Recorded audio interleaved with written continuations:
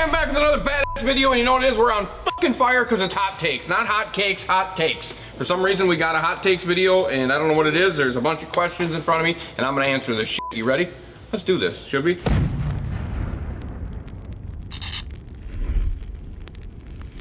Number one, Charger 203 Elite versus the Basscat Puma Cougar 203 Hybrid. What one interests you more? They both kind of interest me. If I'm picking one, I'm picking the Basscat. It's a better built boat. I have a lot of confidence in what Rick Pierce builds in that company down there. Why does it interest me? Because it's a hybrid and it's made by Basscat and it's a 203 hull from Mountain Home. That 203 is still at Basscat. Last time I talked to Rick, it was still there. So that's why that one interests me more. But I think a side-by-side test would be legit. Wouldn't you, Jordan? Me driving both boats, floating, which one that would answer it all? Charger, Basscat, you listening? Hook us up, right? Let's do this. Let's answer all the questions for all the people in one day. Boom, done. All right, number two. Old motor guide versus new motor guide. New motor guide is shit. Old motor guide, I used to own an old motor guide. Back in the day when you would have the fucking bent shaft and you would step on it to straighten it while it was on the boat. I had them ones. The Tour, the old Tour, 82 Tour, 24 volt cables, fucking aluminum pedal. Everybody knows which one I'm talking about. Easy steer till you bend the shaft and it's like trying to turn a fucking Titanic with a 2x4. It's not gonna happen. But no, I don't like anything to do with the new motor guides. I don't even know why they're in business. They should be gone. The head's too big. They just don't look like they should be part of boating anymore compared to what else is out there. So that's my opinion on that. Is that good enough for you, Jordan? Yeah. Perfect, great. Thoughts on the 376,000 top spec pontoon made by Manitou? Did you say $376,000 pontoon? Yep. Hell no. What is this? Back to the Future? A DeLorean takes you back to the future? Yeah, it runs twin 450s. It runs twin 450s. Yep. And it's $376,000. Yeah. No. That boat shouldn't be available. Have they sold one or two? 5 or 10? I'm sure they have. They look nice. I don't care what they look like. It's not worth the price of 3 homes or 2 homes or 1 home or whatever the hell. You could live on it. Yep. No, you can't. It's gonna sink someday. What's the biggest bass that I've ever caught on the river? Physically on the river? We should use the river. I like the river. 6-pound smallmouth. That's the biggest one I've ever caught out here. It was a giant. It was actually a long time ago too. So it's been over 10 years. So it was a super giant back then. That was my biggest one. Will you ever acquire the Gambler molds? I don't know. I don't think that I will, but I've had a lot of emails on the backside of everything that went down on things happening that you never know. Let's just put it that way. What would I do with them? I don't know what I'd do with them. I don't know, because I think I would call Heath Murphy and be like, dude, what are we doing? That's basically what I would do. What's your opinion on college NILs? That's impressive. Glad that people care about that. To me personally, I don't feel that the NIL is good for college. The only reason being because it really takes away from the hard recruiting. It does balance out the playing field, I guess, but at the same rate, it doesn't balance it out. They should cap it if they're going to NIL. Like, this is the most that you can NIL a player, which then would equal the opportunities for players to still go. And then they could still leverage their education with, like, we'll give you 4 years of education for your business degree, and we'll give you $30,000 for NIL deal per year to get you through. Just like you went and got a job part-time, essentially, you know what I mean? That's kind of my feel on it. If we're talking about jerseys and making the money on that flip side and who they are at the college level, I feel that they should be rewarded for that. I don't feel that the college should be able to sell their jersey and make 100% profit off of it, essentially. Is that good? Yeah. Perfect. Should I buy a 52 Should I buy the $52 lithium battery from Temu? What the fuck? There's a $52 lithium battery on Temu. What? There's a lot of talk of people buying the Chinese lithium batteries because they're so cheap and they're allegedly such a great deal. If that happens, if I was an insurance company, I would avoid all the insurance on their house. I would avoid the insurance on their house, their boat, everything where that thing is sitting. I've literally witnessed what happens when you buy Chinese batteries, lithium batteries. When it woke me at 2:30 or 3 a.m. in the morning, and it wasn't anywhere near my house when it blew up, that was bad. There was nothing left of the garage, like gone. Like pieces of the garage are 150 yards away. That's why you shouldn't have a Chinese Temu fucking $52 battery. If you buy one of them and put it in your boat, that is a waste, 1,000%. Jake Paul versus Mike Tyson, who wins? In a real fight? Boxing match. In a real fight. Like in a boxing match. Like real though. Yep. Not scripted by TV, no fucking bullshit. Mike Tyson wins. Ooh. What are you oohing about? I don't know. You're in today's world. I don't know. It's an old man fighting a young man. I don't care. It's a street fighter fighting a YouTuber. Okay, comment below. Huh. What's your passion outside Team Marine? Hunting big whitetails. I like to bow hunt big whitetails. That's really what I like to do. And I love to coach basketball. I love to train basketball, coach basketball. Those are probably my two priorities outside of my family. But I mean, if we had to label them, it'd be family first, of course. Probably whitetails and basketball are pretty neck and neck on number 2 for sure. I literally like to train the youth, the kids, and watch them get better at all levels. I was fortunate this whole season so far to have a great group of guys that I've been training 2 days a week, and it's unbelievable to watch. So some of them, one's going he's at D2 college right now. I trained him for quite some time.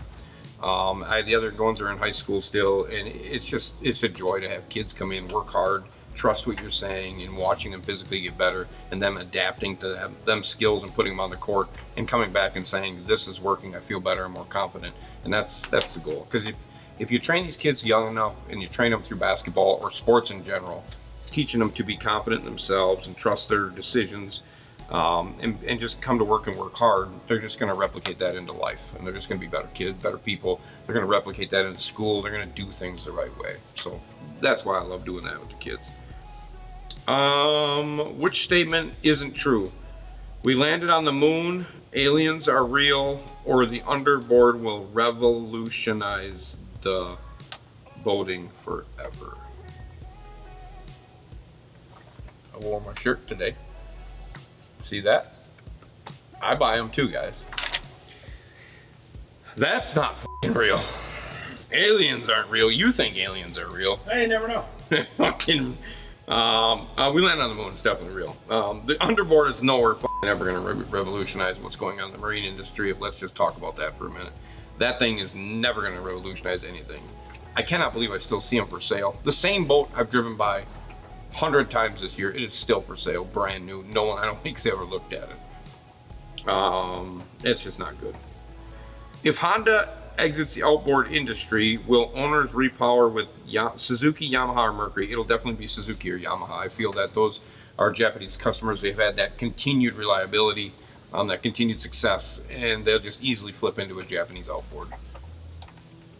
Would you rather have a shitty boat with a new outboard or a shitty outboard with a new boat? I'd probably have a shitty boat with a new outboard, way less problems. Just fucking turnkey start versus the big guy at the landing. Fucking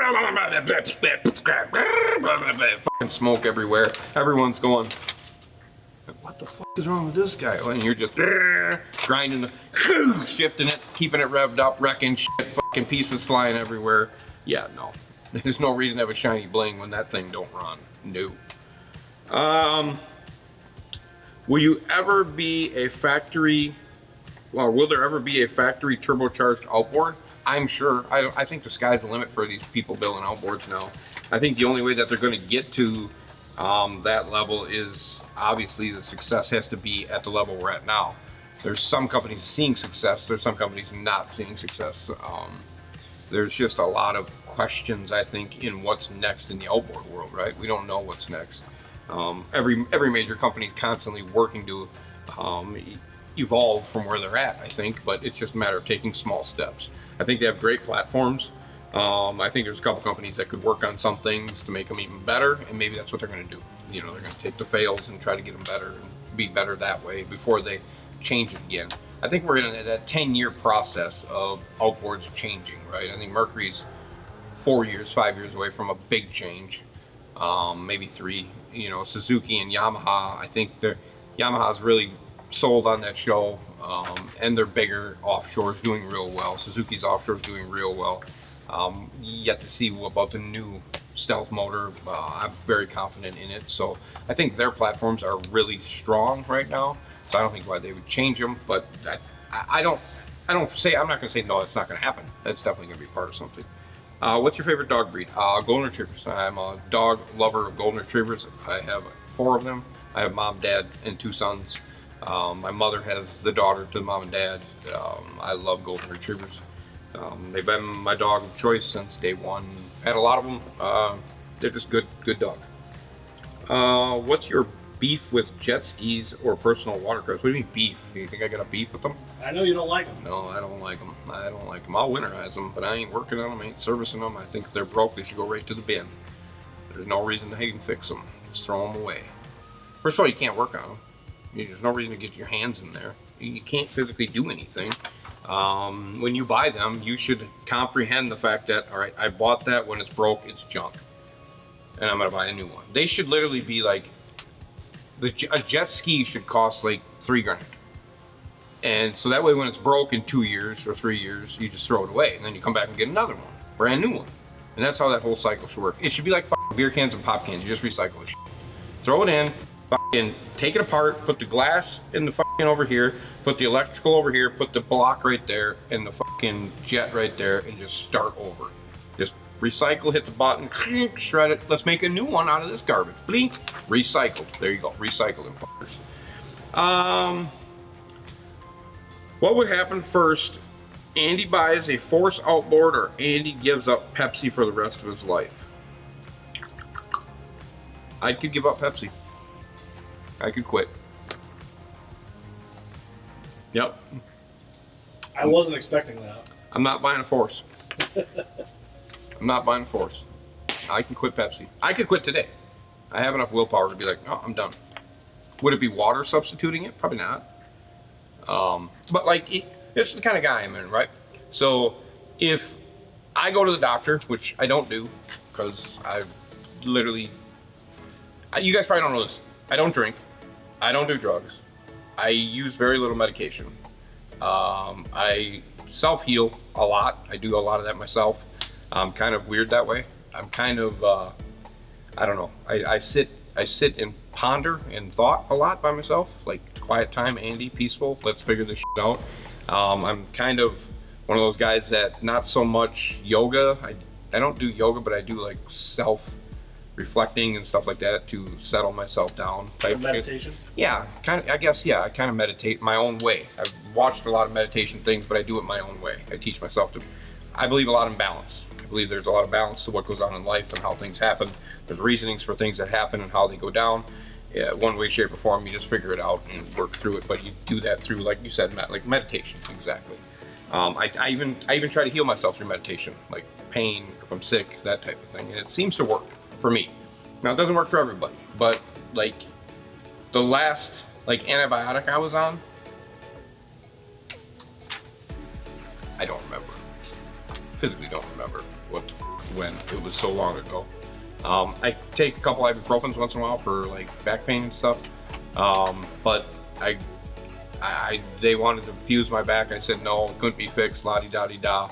My back's in better shape today than it ever has been through seeing chiropractors and doing self-meditation and basically some yoga stuff and stretching and doing that type of thing. So it's kind of weird, but like I said, if I had to go to the doctor and they said, you can't drink Pepsi anymore, I'd be like, okay, I'll walk out and fucking never drink a Pepsi again. You know, I can do that. My mind is strong enough to be like, no, I'm not going to do that no more. So that's essentially what's happened. And you people are probably thinking you don't drink. I have never touched alcohol in my life. Never. It's never been in this body. Never smoked, never done drugs, none of that. I'm as clean as it could be outside of Pepsi. I used to pound the Mountain Dew, like hyper pound the Mountain Dew when I first started. It was the only thing that got me through because I was working such long hours. But I'm sure that affected some shit. But I mean, at the end of the day, I quit that. I literally cold turkeyed it. Done. I told myself one day, no more. Just doop, done. And I think I went on Sprite for a while then. I don't know if that's probably not any better, but, and then I just found my love with Pepsi. And I don't drink a lot of it. It may look like I do, but at the end of the day, it's literally 12 ounces in the big cups I'm drinking because it's so much ice. So I do regulate it. I know how much I'm putting in my body nowadays, so that's good. So you got kind of a personal background of Andy. Yeah, what do you think of that shit? You meditate, Jordan? I do a lot of like self-reflection type things. Kind of. Yeah. Similar. In my own way, like you. Yeah, similar. Yeah. Yeah. Like, I'll go to my 88, 85 acres and just sit there and like by myself on my UTV and look out into a field and just be like, you know, do my breathing and do that type of thing. I can do it at a basketball court real easy. I can do it at my house real easy, just find that place.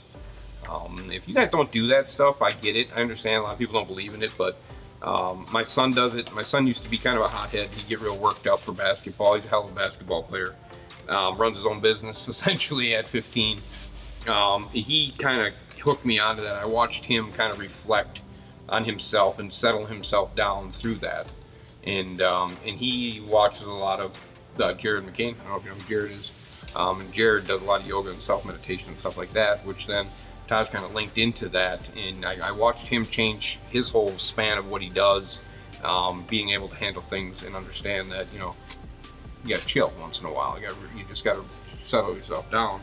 And that came from a 15-year-old, which he was like 14 at the time.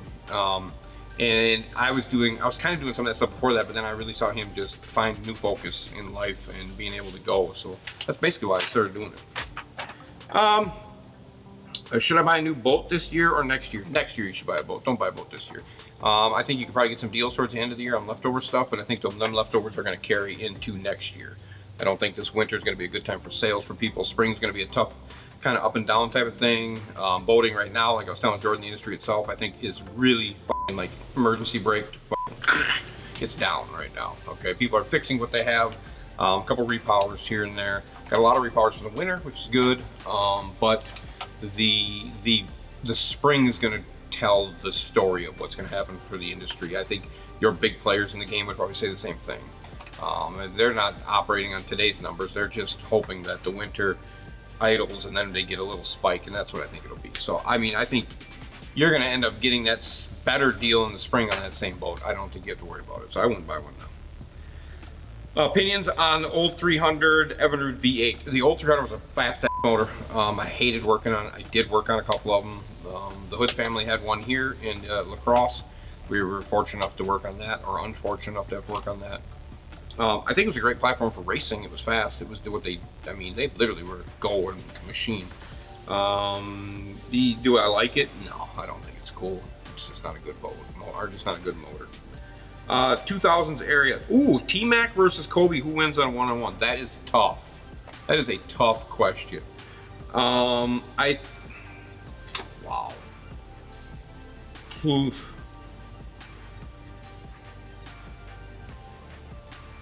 Ooh. I'm gonna say Kobe wins. Only by one. Only by one. And the only reason I'm saying this, Jordan, only reason I'm saying it's a tie ball game, right? And it comes down to I'm checking you the ball, whether he's on D or he's on O. He's gonna follow the shit out of you so many times that you're just gonna get frustrated and you're gonna miss your shot, right? Because he's got that such a killer instinct in him. Then he's gonna get the ball and he's gonna kill you. He's gonna kill you on a fade, or he's gonna kill you on a fake up and under and get you, right? T-Mac just didn't have that ability, right? Killer instinct Kobe is something that's just not matched. Like, I don't know that Jordan's killer instinct was as good as Kobe's killer instinct. Now, Jordan's a better player than Kobe, but Jordan could literally turn it on. Like, I'm just gonna beat you because my abilities are so good and my mind is stronger than yours. Kobe was literally like, okay, you may be better than me. And if let's say we're playing to 10, in 10-point swing, Kobe's gonna figure out how to beat you one time because he's literally analyzing how you play. You're gonna go to your strengths. You're not gonna go to your weaknesses. He's gonna take a strength away one time and he's gonna get that 1 point. You don't agree with me? No. Why? You better argue this right now. So It takes too long. One, Kobe said the toughest guy that he ever went up against was T-Mac. Yes, 100%. Now, I'm not sure that Kobe could stop T-Mac, period. But I know, just because T-Mac's a little bigger, one time, one possession, T-Mac's going to stop Kobe. Kobe ain't going to be able to get that fadeaway off every single time. Yeah, but he's going to go 6'9" T-Mac. He's going to go up and under, though. He's that smart. I don't know. I wish we could see it. Comment below. I wish we could see it. I really do. I wish we could see it. I mean, you know what I'm saying about his mentality. Like, he's going to follow the shit out of you. Even if T-Mac's going to get a bucket or two, and Kobe's going to be like, I just got fouled. I mean, Gilbert Arenas gave Kobe 60. Oh, Gilbert Arenas was high that game. I mean, let's be real. Gilbert Arenas is not good. Oh, no chill, Gil. No chill, Gil. What's your biggest accomplishment at Team Marine and your biggest failure? You know, my biggest accomplishment, I think, is just lasting this long. You know what I mean? This industry isn't for everybody. I've been in this a long time, and I'm only 45. I mean, I could literally do this for another 20 if I wanted to. You know, it's one of those things where you either keep going or you get out when you know you should get out because your vibe for the company isn't as good as it needs to be. You know, as the owner, you need to have the same fucking pep every single fucking day. If you don't have that same pep, no matter what's going on, you can't show that side to your employees. Whether it be, you know, money up and down, whether it be disgruntled employee over something, whether it be disgruntled customers who are like every day, just depending on what the situation is. There's always a situation, right? And all the owners that watch this will understand 100,000% that it's not for everybody. The chair that you sit in to operate the business in this business is not for anybody, especially in the north. In the south, it could be a little different because you should be able to get business year round, right? We don't have that up here. We're stale for 3 months. We're fortunate enough now that we're able to get some rig jobs and going to have some good work for the winter, to where we'll be able to keep some guys floating around and working. So, I mean, that didn't used to happen. I used to get laid off in November and I didn't come back till March or April. And that was back when I was making $163 a week on unemployment. How does that make you feel? While having a kid and a wife. Not good. But at the end of the day, I stuck with it because I wanted to be good at this thing. You know, I just wanted to be part of it. Failure. Biggest failure. I mean, are you saying like screw up or just like business decision or? Give people both. I mean, I don't know that. I mean, there's always a mistake. You're always constantly making mistakes. You always make mistakes.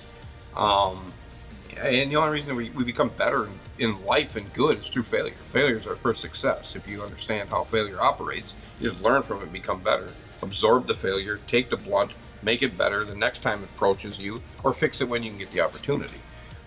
So that, to me, failure, there is no such thing. We created failure. We created that word. We created failure because without that word, if we had never stated that, we would be all happy people, right? There'd be no such thing. There's no such thing as failure because failure is success. I mean, that's how it happens. That's been my mentality for a long time. That's how I coach kids. That's how I teach kids. That's how I teach some of these people when I go do these. When I see young kids and I see families that are struggling or doing whatever they're doing and they're literally at rock bottom, at the end of the day, it's just rock bottom. You can get out of it. You can get better. You just got to absorb what got you to that point and move on. So failure-wise, I would say I probably, when I hired all the people I hired, and I mean, we were rocking and rolling, I should have probably never gotten to that point. You know what I mean? Because that point was so big that it was like, I'm happier today with the control that I have than I didn't have control. I had great people, don't get me wrong. I would not trade any of them people for the world. I'd take them all back. I would just do it differently. I would scale it differently. I would possibly split shops to keep some stuff in this area. You know what I'm saying? There's that would be, because that escalated into, I think, some people getting disgruntled being around other people. There was too many people working in one shop. You know, things weren't working. They weren't operating as smooth as they could have. So, you know, I would take some of the people back in a heartbeat. They're great people. They were hard workers, and they did their job very well. So I think that would be my biggest failure to what I was doing. But we were at a point where I knew that 3 weeks wasn't manageable. We used to be 3 weeks out. Like, I couldn't go to bed at night because we were 3 weeks out. Like, people were still calling to try to get in here, and we were 3 weeks out. I couldn't go to bed at night. So that was my resolve. That was my chance to take it, right? So I took that opportunity and I went with it, hoping that we would be able to afford it, which we did. And we were able to battle through it. And then it got to be a point where there's people that were staying, and then people left the company, which, you know, at the end of the day, as a boss, you got to be open-minded to anybody just saying, hey, I can't be with you no more. I'm moving on, doing different things. That's just the way it is, you know. I don't want to do that because I truly appreciate everybody that works for me. I was on that side. I was part of that. I understood that, and not every day is a fun day in this industry, you know. And you get laid off in the winter, so you lose, you know, you don't make as much money, but it's like a 2-month vacation. You get to be off, so, and you still get a state check, so whatever, you know, it is what it is. That would probably be my failure. I'd probably say I tried to get it too big too quick at one point, accepting the fact that you know, I think you know the numbers of how much it was costing me per day to operate this place during that time. It was insane amount of numbers, and I look at it as a challenge. That was a challenge to me that I accepted, and I took it. And like, today's a better day because you know, these guys are gone. We're able to work 8 to 4 Monday through Friday. I chose to do that. I chose to do that for my guys, just for their mental health, being out here at 4. Being able to get home, be with their family, be with whoever they want to do, maybe get out and do something. You know, that time to me is crucial. It's crucial to be able to get home, see your family, to hang out with your kids, or do that type of thing. I didn't do that. I didn't do that a lot. So that's why I made that change from like 8 to 4, because it's like you can get home before the traffic. You can get home and do things. You got a couple hours, maybe go out to eat, maybe do some things with your family. I think that's really, really important to people. So that's that. What the future of Team Marine YouTube channel? What's the future of the Team Marine YouTube channel? I think the sky's the limit for that. I really do. I have huge visions of this channel. This channel, I don't think will ever go away. Jordan and I have talked about that. Even when I decide to be done with Team Marine, this channel will get bigger and better. It's going to be more upfront and to the point. We'll be a little more flexible, be able to get out and get going. That was kind of the goal with the extra employees, was I was able to separate a little bit to go do that, and we weren't able to do it then. It was actually worse. So I kind of want to get out more with the YouTube channel. I want to get to these companies. I want to get to the people that support the channel. That's my biggest thing. I want to be able to get out and see you guys and answer questions and hang out with you and, you know, take pictures, do whatever we want to do, and just hang with you guys and talk about boats. That's like my biggest thing that I regret not being able to do right now with this channel, is be out and be with you guys, answering your questions, physically talking to you guys. The guys that stop here from all over the country, that pull in here, try to buy merch here, and I don't ever have it here because I just go to the website. It's cheaper, you get it, and we don't deal with it no more. But we're gonna, when we get out, when we decide to go, we're gonna bring merch, we're gonna do all that stuff. So, you know, I would love to be at shows. I would love to have our own booth and be able to talk to the people that supported us to get us where we're at. And that'd be my first step. And then after that, it's like just the sky's the limit, you know, to do that stuff. Thoughts, opinions on international bass boat companies. I feel that international bass boat companies are good for the industry. I think they're great for the industry. I think they keep the industry a little bit honest. I think the international side of things is just totally different than the U.S. market. We've seen that in boats. So when you're looking at international boats versus the U.S. boats, and you think that that boat looks like a piece of shit compared to this, well, it's because internationally they don't do it the way we do it. They do things differently. You know what I'm saying? So I don't think they have. I think the hulls and the materials they're using are great. I think their quality is probably there. I think they lack in some of the cool, we call it cool look stuff. And I think they just bypass that stuff because I think they're just so chill. Like, boat runs good, gets going fast, sets down, you can fish out of it, and you can get going again. That's, I think, what the deal is. And I think there's some international companies that are going to try to get to the U.S. They're going to have to do some tweaking, obviously, to be able to sustain the U.S. criticism. Was that a good word? Because they're going to criticize the shit out of their stuff. And until you prove that it's either better or built the same, they're going to criticize you. So I think that's what's going to happen. I don't think I have a problem with any of the international boat companies. I truly believe that if we were to do an international tour and America was able to see the process of how they build and how they do this stuff, I think they'd be like, well, that's the same way they do it in the U.S. Oh, okay. Or maybe they do something different, maybe it's better. You know, I think there'd be some of that. What's the oldest outboard you've ever worked on? Probably that runs. I mean, it used to run. I made that run in my garage. That's probably it right there. It's badass. What's on the horizon?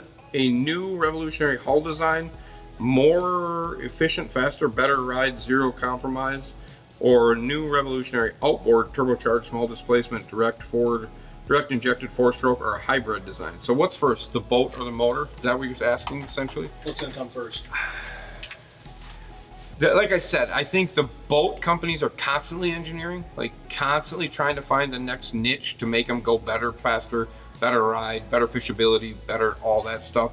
And that trickles down to the pontoons, all the way up to high performance offshore, right? The engine companies are, I think, on a 5 or 10 year windows. That's just how that works, I think. So I think boats becoming more, I think they're building boats better today, obviously with, we hope, better materials. Those boats in the 90s and early 2000s are hard to beat. Those boats were built, like fucking built. But I think they're doing their best. I think I think the biggest factor is the quality of worker that is building the stuff today. And I think that trickles down to the boat motors and I think the boat itself. Now, if you're watching this and you're a builder, I'm not talking about everybody, trust me. I think there was if you go to work every day, if you work at Nitro, you work at Icon, you work at Basscat, you work at any of them companies, right? Any of them companies, if you physically love going to work every day and building what they're asking you to build, you're working to your best ability. If you're waking up in the morning and go, oh, fuck, I gotta go back to work today and getting that same stinky smell, your obviously quality's not gonna be there, right? And that's the same if you're building Mercury outboards, you're building Suzuki's, Yamaha's, Daihatsu's, I don't care what you're building, Hondas. And I think that's the difference to being a Japanese engineered built motor to American, right? You go to a Japanese plant, you go to, I think you even mentioned to me like Nissan, let's just say Nissan, how they build, they're in them fucking suits and like they can't have any contamination, you know. Ferrari, I think it's the same way, Lamborghini, I think the list goes on of the cost of that. And I think a lot of that happens at the Japanese plants where they're designing and building these things. It is literally perfection before it's released. In America, I think we lack on perfection when it comes to that, and we just kick them out the door to become new. And hopefully we get the new buy. I mean, the 250 was built.